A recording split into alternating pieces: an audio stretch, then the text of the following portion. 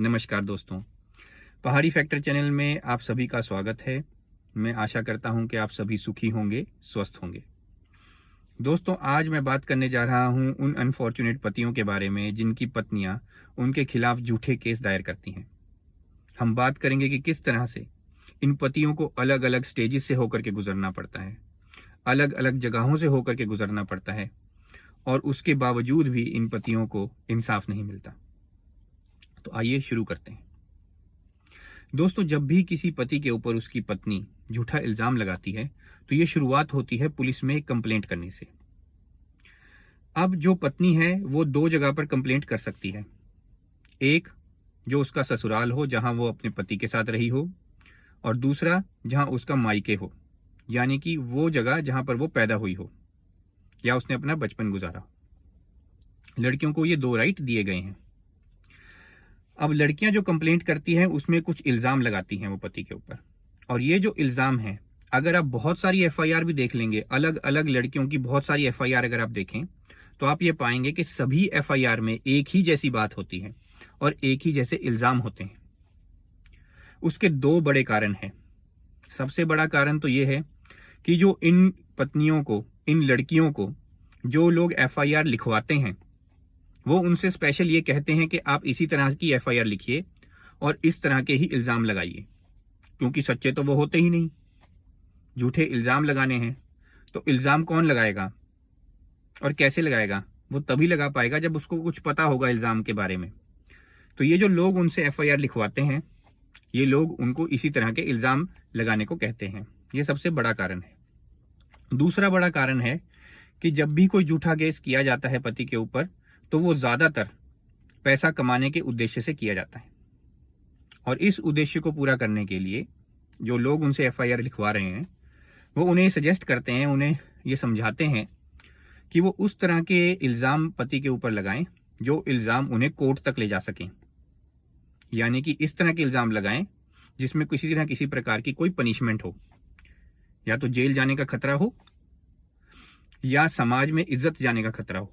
तो इस तरह के इल्ज़ाम वो लगाने को कहते हैं। ऐसा वो इसलिए करते हैं क्योंकि वो चाहते हैं कि जो पति है या जो लड़का पक्ष है वो डर जाए, और जो लड़की पक्ष है वो उसकी हर बात को मान जाए। और डरेगा वो तभी, या तो उसका पैसा जाएगा, या उसकी इज्जत जाएगी, या वो जेल जाएगा। तो इन तीन चीज़ों से ही एक अच्छे समाज के जो लोग हैं वो डरते हैं।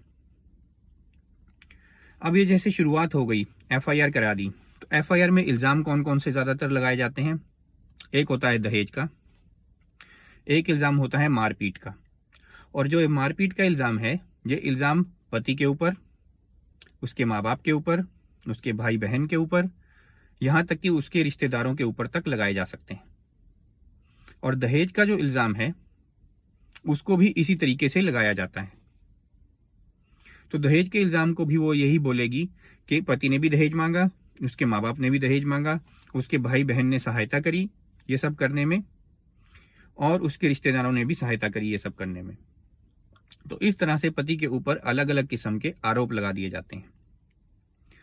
तो जो सबसे पहली चीज़ है जो ऐसे पति से को गुजरनी पड़ेगी, जो सबसे पहली जगह है जहाँ पे पति को जाना होगा, वो होगा पुलिस स्टेशन। अब ये तो होगी सबसे पहली बात। दूसरी चीज़ वो पत्नी क्या करेगी, वो पत्नी एक विमेन कमीशन के अंदर भी इसी केस को लेकर के चली जाएगी, जबकि ये केस ऑलरेडी पुलिस में होगा। तो वो उसको साथ के साथ विमेन कमीशन में भी डाल देगी। अब वो विमेन कमीशन में क्यों डालेगी? क्योंकि उससे ये कहा गया है कि अगर तुम विमेन कमीशन में भी ये केस डाल देते हो तो पति को बेचारे को दो दो जगह दौड़ना पड़ेगा, लड़के पक्ष को दो जगह दौड़ना पड़ेगा। अब जब वो दो जगह दौड़ेगा तो उसका जो काम है, जो उसकी नौकरी है, वो भी खराब होएगी। समाज में उसकी इज्जत तो पहले ही मिट्टी में मिल रही है, तो वो थोड़ी सी और मिट्टी में मिलेगी। तो इस तरह से पति पक्ष के ऊपर यानी लड़के पक्ष के ऊपर और दबाव डाला जाता है। विमेन कमीशन में भी पति जाएगा, तो दूसरी जगह हो गई विमेन कमीशन। तीसरी जगह जहां पर पति को जाना पड़ेगा वो होता है विमेन सेल। ये पुलिस का ही एक सेल है जो विमेन और चिल्ड्रन के लिए बनाया गया है, यानी औरतों और बच्चों के लिए बनाया गया है।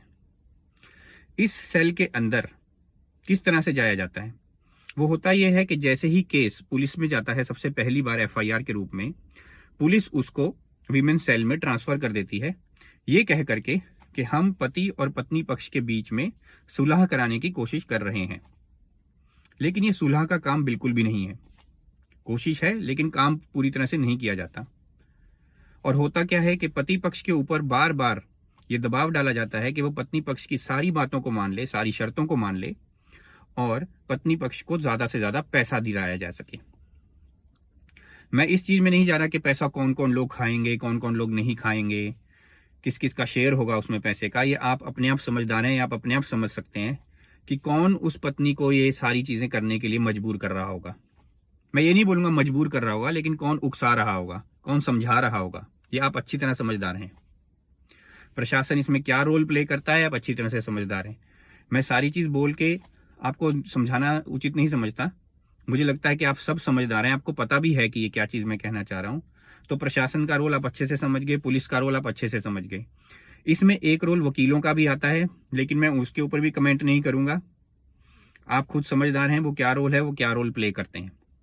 लेकिन एक चीज़ अच्छे से समझिए कि विमेन कमीशन के अंदर, पुलिस स्टेशन के अंदर और पुलिस का जो विमेन सेल बना हुआ है उसके अंदर सब जगह पर सारी की सारी कंप्लेंट्स हर औरत की एक जैसी होती है। उसके बाद ये तो होगी तीसरी जगह जहां पे पति को जाना होगा।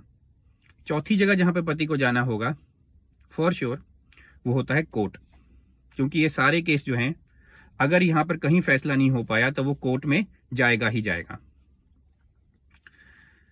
तो ये तो होगी 4 जगहें जहां पर पति को जाना ही होगा और उसको अपनी फजीहत करानी ही होगी, ये पक्का है।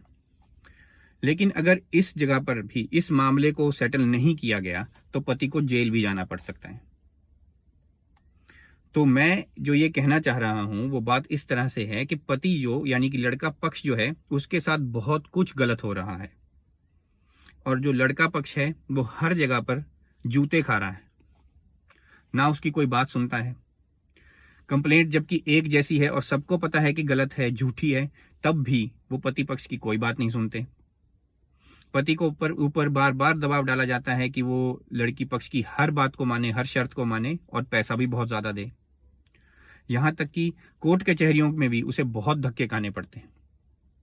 तो इन 4 जगहों में इस पति पक्ष को जाना ही होगा। तो या तो आप पहले से प्रिपेयर्ड हो जाएं या समझदार हो जाएं और इसके बारे में कुछ और जान लें। मैं तो यही सजेशन दूंगा कि आपके ऊपर जब भी इस तरह का कोई हादसा हो जाए, मैं तो इसे हादसे का ही नाम दूंगा क्योंकि ये हादसा है। अगर इस तरह का कोई हादसा आपके साथ हो जाता है तो थोड़ा समझदारी से काम लें, घबराएं बिल्कुल मत, क्योंकि ये जो सारा खेल है ये डर का खेल है, तो इसमें डरना बिल्कुल भी नहीं है। मैं इसके ऊपर एक और डिटेल्ड वीडियो बाद में बनाऊंगा जिसमें मैं आपको बताऊंगा कि आप जब इन अलग अलग जगहों पे जाते हैं तो आपको क्या करना चाहिए, आपको किस तरह से प्रोसीड करना चाहिए, आपकी कंप्लेंट के ऊपर आपका रिप्लाई क्या होना चाहिए।